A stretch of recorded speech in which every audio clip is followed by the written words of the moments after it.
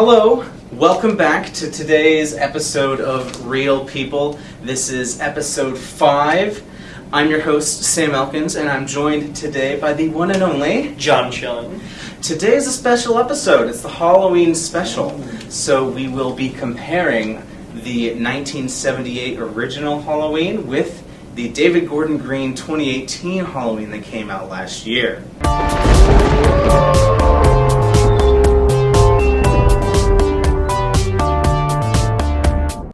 The very first Halloween in 1978 is indubitably a classic. It's universally known as the horror classic that started the slasher craze from the 1980s.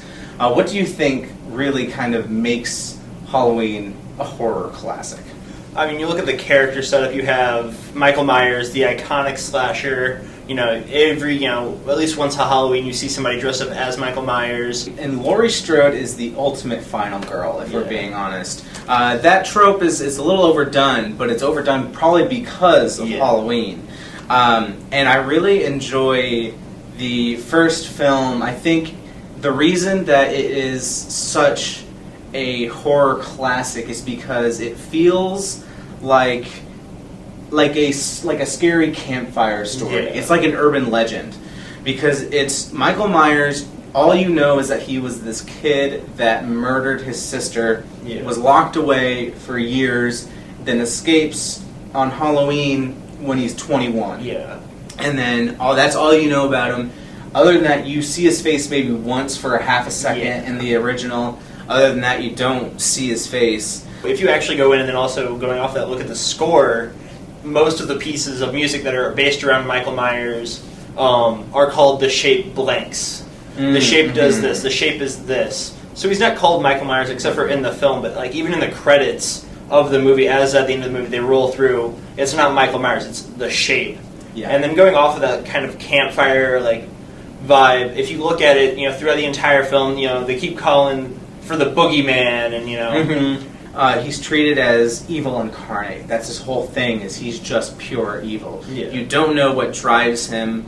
You don't know why he does what he does. Some films try to explain that, and those are undercutting what the original magic was. Okay, so 2018 Halloween. What are your thoughts? I definitely like that they understood that the character is older. Both Michael and Laurie are both older now. They've had time to mature, and so it's definitely more of that, it's the final grudge match between Michael and Laurie. And I think that the 2018 Halloween has a sort of reverence for the original that other sequels or remakes didn't have. Yeah, the original is iconic, and it sets up beautifully the 2018 movie because the 2018 borrows all that dread and that looming portion of Michael Myers is in the corner, but he could be in any corner. Yeah. But it says, okay, but now we can light Michael on fire and it be okay. Yeah. Or have all these really interesting shots. Jamie Lee Curtis on the range, taking a pump shotgun to different targets. Yeah. It allows us to explore that idea that things can be darker, but also Michael Myers is still scary even if he's just standing in a corner. Yeah, exactly.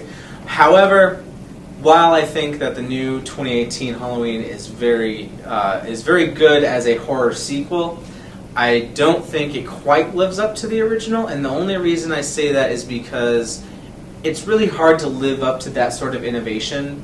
Because, looking back on the original Halloween, it's very easy for us to say these things it's not as intense as movies now, but that's because it set up every other horror film after it, especially slasher films.